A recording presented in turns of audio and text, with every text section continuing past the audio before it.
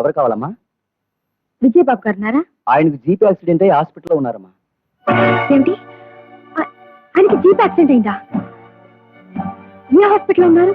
గాంధీనగరం కరుణా nursing home లో ఉన్నారమ్మా. విజయ్, మీరా?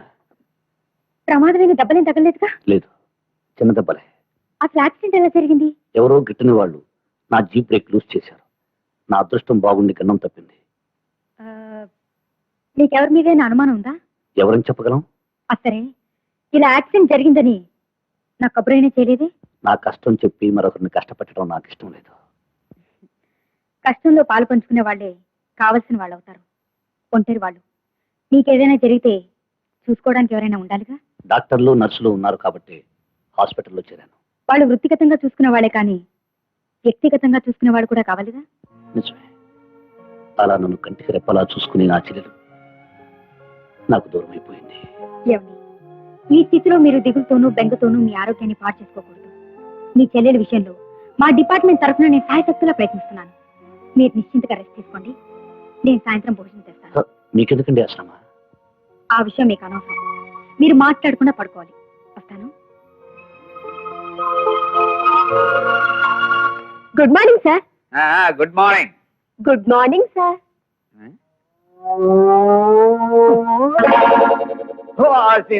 నువ్వా రత్తే? రత్తి గిత్తి కాదు సార్, లేడీ కానిస్టేబుల్ 102 సార్. 102. తొందరగానే ట్రైనింగ్ పూర్తి చేసి నా దగ్గరే చేరావన్నమాట. Very good. Thank you sir, thank you. ఇక్కడ నేను హెడ్ని.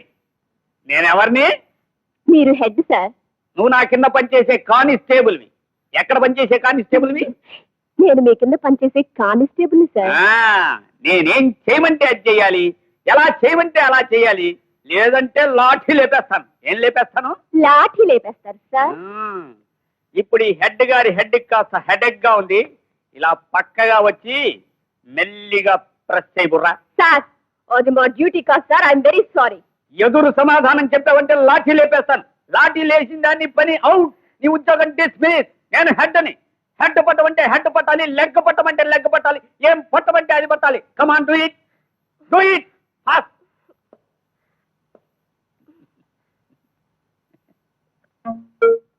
ఇంతకాలానికి పెళ్ళాం చేత దర్జాగా ధీమాగా పనులు చేయించుకుంటున్నాను.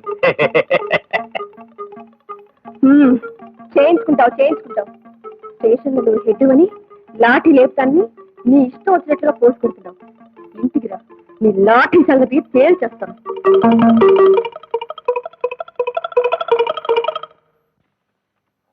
Good morning uncle. రామ్మా, రారా కూర్చో. ఉదయం వచ్చినప్పుడు చూశాను, ఎక్కడమ్మా పేషెంట్ల హడావుడి, అందువల్ల పలకరించలేకపోయాను. ఇంతకీ నాన్నగారి ఆరోగ్యం ఎలా ఉంది? మీరు వైద్యం చేస్తే ఆరోగ్యానికి ధోకా ఉంటుంది అంకుల్. సరే, నువ్వు చూడ్డానికి వచ్చే పేషెంట్ నీకేమైనా దూరబంధువా? కాదు. మరి మీ డిపార్ట్మెంట్ కు సంబంధించిన మనిషా? కాదంకల్. మరి అయితే అతను ఎవరమ్మా? అతను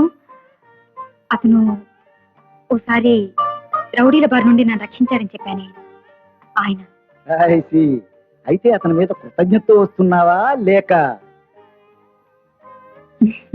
జ్యోతి, నేను మీ ఫ్యామిలీ డాక్టర్నే కాదు, నీకు తండ్రి లాంటి వాడిని. నా దగ్గర సిగ్గెందుకమ్మా, చెప్పు. Uncle, I like him very much.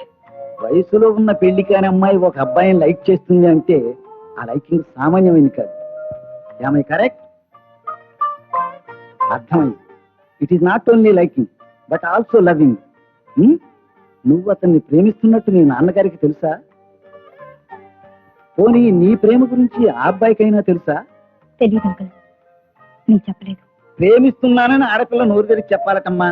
మగవాడు అర్థం చేసుకోవాలి కానీ నీ చూపును బట్టి, నీ మాటను బట్టి నీ మనసు తెలుసుకోలేని అతను ఉత్త ముద్దవతారం, శుద్ధ బుద్ధావతారం అయి ఉండాలి. అతను తెలుసుకోవడం లేదు. ఎలా చెప్పాలో నాకు తెలియడం లేదు అంకుల్. నీ పరిస్థితి అంతా నాకు అర్థమైందమ్మా. You don't worry. నీ గురించి అవతారం బుర్రలో ఇంజెక్ట్ చేసి అతని హార్ట్ ఆపరేట్ చేసి మీ ఇద్దరిని కలిపేస్తాను. ఓకే?